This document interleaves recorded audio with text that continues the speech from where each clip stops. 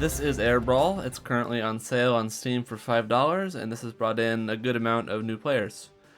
Now, I've seen a lot of these new players crashing a lot and getting shot down by people that have been playing a lot longer than them, and I'm kind of worried this is going to make them not come back, because seeing the game is too hard or unfair or whatever else. So, the idea behind this video is just to give people a little bit of an idea of how to practice, to hopefully get a little bit better and have a little bit more fun. So, first things first, I know a lot of people like to use controllers on Steam games, so don't do that, first of all. You can if you really are dead set on it. It's set up to do it, but you're going to have a much better time once you learn things if you use the mouse. It's just better for this particular game. So, second thing, you're going to want to go into the options menu here, and we're going to look at the X and Y sensitivity. If you want, you can pop into the game for a second first, just to see if it's okay on the defaults. Personally, I left it on the defaults, but I have found that some people need to lower it. So, if you think you need help, or if you think you're having issues flying, try turning the sensitivity down, at least while you're learning. So, this is the default. Let's just turn it down to about here. And hopefully that is enough to help you out. Everything else is mostly preference. A lot of people swear by the mouse yaw. I haven't really used it, so I'm not going to comment on that. Now, we'll go into a couple different ways that I've shown people how to practice in this game next, so hopefully it's helpful. Okay, so I loaded up a free-for-all match here on Neon. I'm by myself, so there's going to be bots, which you'll see in a moment. If you're new to flying, I would definitely suggest using the Fat Bird, because of the air cannon. If you use the main fire against the wall or the ground or something you're about to crash into, it's going to push you back away from it, so it might save you if you're about to crash. The alternate fire, if you use it against a surface that's parallel to you, or it doesn't even have to be parallel, but that's best, it's going to speed you up. So that's not necessarily good for practicing, but for later on. So this is Neon. I'm just flying up to the top to kind of show you where things are right now. You'll hear bots in the background fighting it out. I'm trying to avoid them because they are kind of brutal. Alright, you see the two chasms down there on the left and right. I'm going to go into one of those tunnels, and that's the first thing I'm going to have you practice. Might have some trouble getting in if you're just now starting, but shouldn't be too hard. Anyway, you go in there, and you run down the middle like this, and what it's going to be is basically just a big figure 8 with a straightaway in the middle. And you can just see me flying it. I'm not going to say too much. I just like these tunnels because they're wide enough where you're not completely constricted. They're tall enough where you're not trapped. There's a little bit up and down, and it still forces you to turn. I just think it's a good little practice tunnel. And it loops, so it's easy to keep going and going until you feel like you've got a little bit of a grasp on it. So, as you can probably tell already, pretty much whenever you come out of a tunnel into the open chasm, just turn right and you'll get into the correct tunnel to keep going. You saw there I used the alternate fire on the air cannon to boost forward a little bit. You can go as fast or slow as you need to in here. The only thing I would say is make sure you aren't going so slow that your plane is actually falling to the ground. That's not going to help you at all. At least be moving forward the whole time. Once you feel comfortable, speed up and just keep going faster and faster until you feel like you're comfortable. Once you feel like you're okay with that, another thing I would say to try is because you're going to need to turn your plane sideways a lot when you're actually flying, and going down there doesn't necessarily show that, is to fly up to this tower I just died at. And there's a bunch of little slits on the side that make it really easy to just kind of fly in a big circle around it sideways. And you can see there the bots kind of kill you. That's why I would recommend bringing a friend, because if there's 2 players, they do not spawn. Anyway, demonstration time.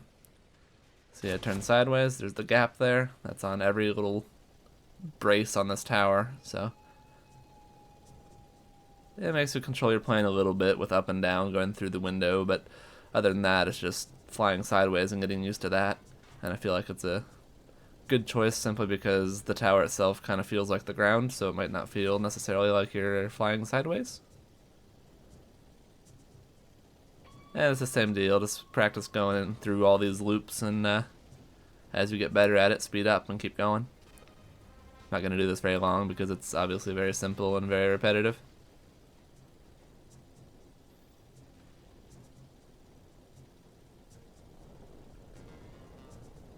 Okay.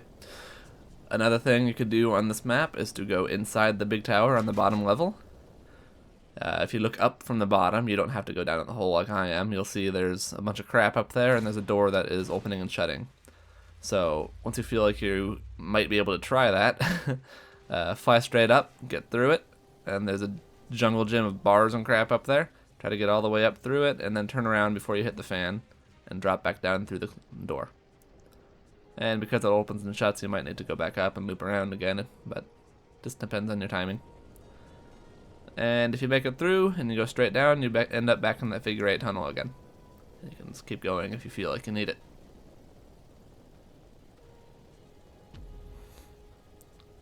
And I'm probably going to crash here in a little bit, yeah.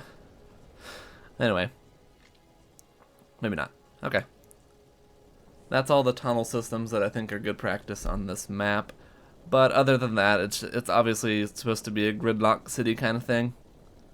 There's plenty of little paths you can go through if you feel like you need to practice. Just try to weave in between the buildings and get used to it, because if all you're doing is flying in the open air, you're gonna get shot down all the time in an actual game. Even by bots, really.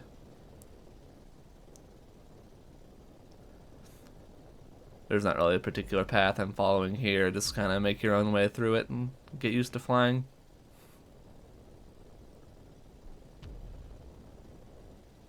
Clip through a wall there. It's not perfect sometimes, but... And there we go. There's the crash. That's enough of that, but those are the areas I like on this map, and I hope you can see why I like that map. That's just, the tunnels are very easy to get through and loop around and keep going. If you choose to use any other map, that is okay. There's plenty of other places you can use. They just don't loop around as well.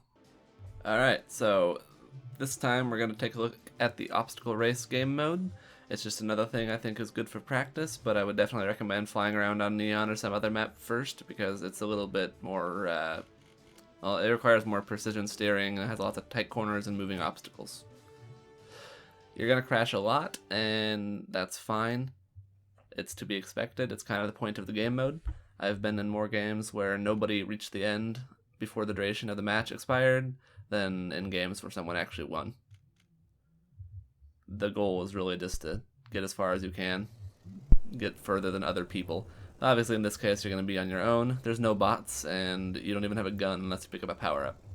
And if you do, it only lasts a few seconds. So even if you're with somebody, really, there's not a very high chance of having to fight. It's just good practice if you can handle it at all. The obstacles themselves, like I said, it's randomized. The map you choose doesn't matter. There's a good, I don't know, a dozen or so. I'm probably miscounting. I'm just kind of guessing out of nowhere. But I said there's a dozen or so obstacles, and just kind of randomly lumps them together. You might start at this game and find that the very beginning is very hard, and if you start another game, you might find the beginning is very easy, and it's basically just a big loop. Which is good. It makes it a little bit more interesting than doing the same obstacle course and just memorizing it every time. Not too much to narrate here. I'm just kind of showing you how it works, what it looks like. You don't have to go fast, you can go slow. My only suggestion is for this hallway, like right there where I just crashed at, the hallway with moving beams, I would suggest going a little bit faster because it makes it easier to only have to weave in and out once or twice, as opposed to having to weave in and out of every single beam if you're going too slow. And again, like I said, you're gonna crash. It happens. I'm not amazing at this game, but I'm decent enough, and I crash plenty in here. And plenty of it's from stupid stuff, too, that I shouldn't crash to. Like that. Anyway. I'll let this play for a little bit, just so you can kind of see how it works, if you haven't already figured that out. But there's not anything else to say. hopefully this helped somebody. I've seen a lot of level 1s popping up from the sale that just don't really know what's going on, and I feel like a lot of them are just going to disappear after a couple days because they figure the game's bad or too hard or whatever. And that's kind of sad to me, so I hope somebody takes the time to practice, and I hope this helps with that.